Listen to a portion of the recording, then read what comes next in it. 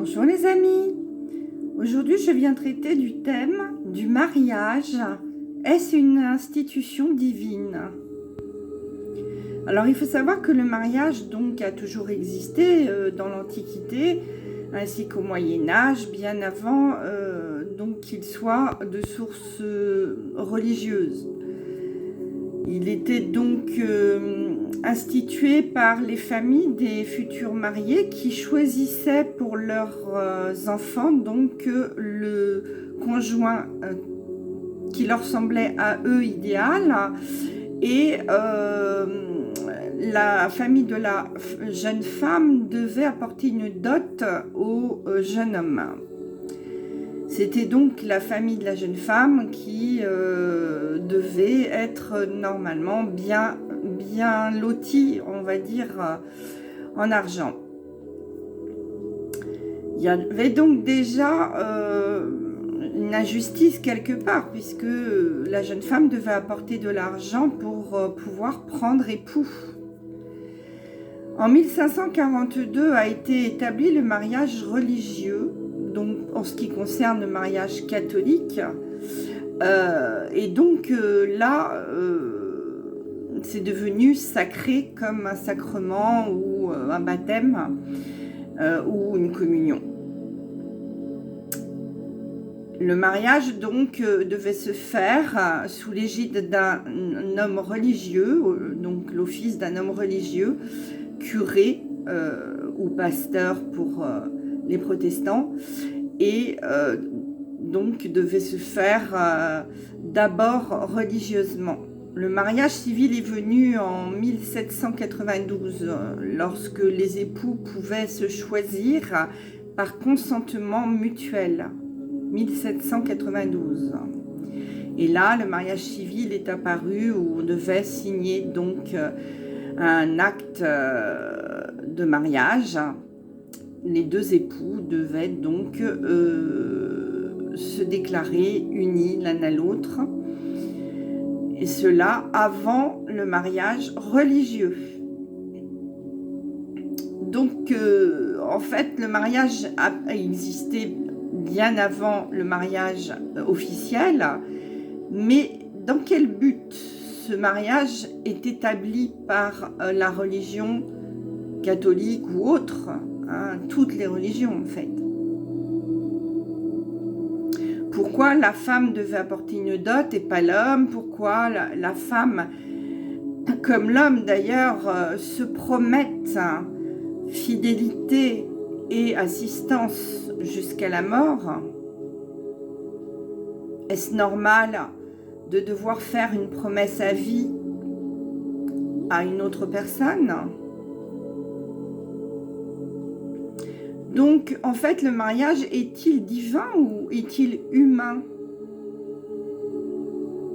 On peut se poser cette question, en effet.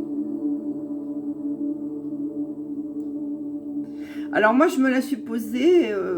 La preuve, c'est que je me suis jamais mariée parce que j'ai trouvé, bien sûr, ma propre réponse quant au mariage.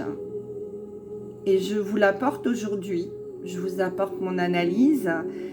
C'est que le mariage a été créé donc par des institutions religieuses. Le mariage qui n'est pas sacré, hein, le mariage religieux, parce que le mariage sacré, c'est le mariage devant Dieu, bien sûr.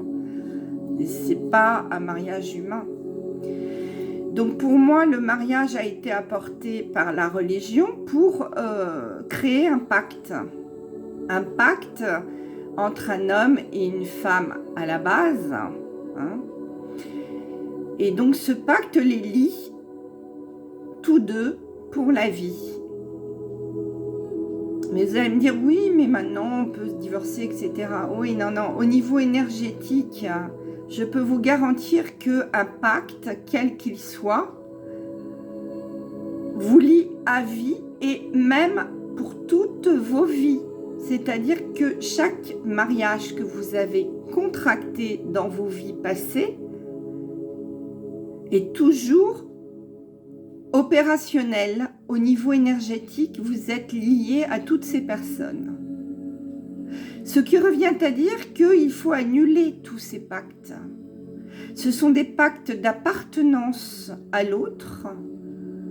Donc, en aucun cas, la liberté rentre en ligne de compte. Vous êtes liés, donc encordés, si je puis dire, d'où l'expression « la corde-cou ».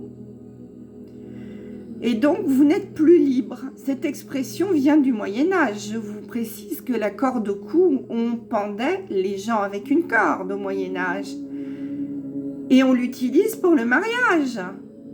On dit « Ah, bah, tu vas te mettre la corde au cou ». Réfléchissez un instant. Ce que moi j'ai fait, puisque je ne me suis jamais mariée, en me disant « Mais pourquoi vais-je promettre quelque chose que je ne suis pas sûre de pouvoir tenir, en fait ?»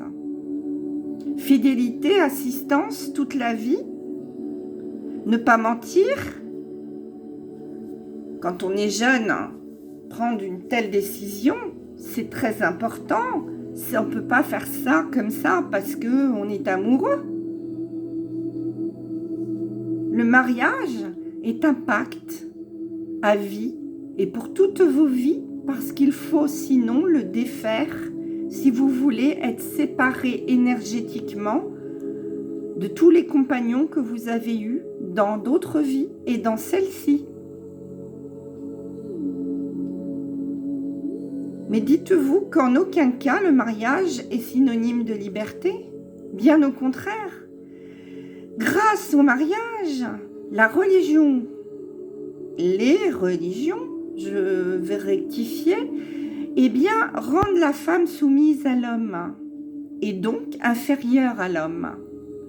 Ce pourquoi il fallait offrir une dot à ces messieurs au Moyen-Âge lorsque on les prenait pour époux.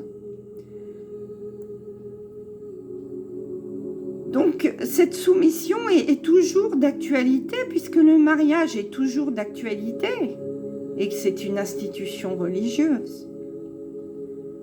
Donc, mesdames, si vous voulez vous libérer, et messieurs également, si vous voulez vous libérer des pactes, quels qu'ils soient, libérez-vous aussi du mariage. Le seul mariage qui vaille, en fait, c'est votre amour. Votre amour que vous pouvez déclarer devant Dieu, dans la nature, devant les animaux, mais en aucun cas devant un office religieux, devant un prêtre, devant un public. Le mariage est entre deux êtres et ça n'a pas besoin d'être authentifié par une signature, un sceau ou un cachet ou quoi que ce soit qui soit institutionnel. Le mariage, en fait, peut être défait comme il peut être fait par deux cœurs qui sont consentants, pleinement, conscients de ce qu'ils font. Y a-t-il besoin de paperasse, hein? Y a-t-il besoin de témoins? Car le témoin vous lie également à lui. Donc c'est en plus un mariage à trois avec le témoin en plus. Imaginez qu'en fait, on vous a lié de tous les côtés. Pensez à cette corde. Pensez-y très fort. Bientôt, nous devrons rompre toutes ces chaînes, mariage compris.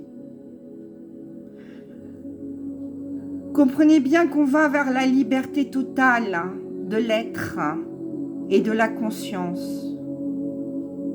Je voulais faire cette vidéo car elle est primordiale et très importante. Le mariage disparaîtra de toutes nos institutions qui vont disparaître également. Et donc, d'ici quelques années, vous comprendrez qu'il n'y a point besoin de se lier à qui que ce soit car nous sommes tous notre propre maître. Nous n'avons besoin d'aucun maître et d'aucun lien qui est karmique parce que le mariage est un lien karmique et vous les cumulez de vie en vie et dans celle-ci également. J'espère que Cette petite vidéo vous aura servi et surtout à comprendre pourquoi il n'y aura bientôt plus de mariage. Que le seul mariage sera le mariage du cœur, de l'amour que vous éprouvez pour l'autre et qui vous lie, mais pas de façon, comment je pourrais dire, égotique, qui vous lie seulement spirituellement pour un temps, pour le temps que vous définirez vous-même. Voilà. Sur ce, donc je vous laisse réfléchir à cette notion de mariage. Je vous souhaite une excellente journée et je vous dis à très bientôt en live. Bisous.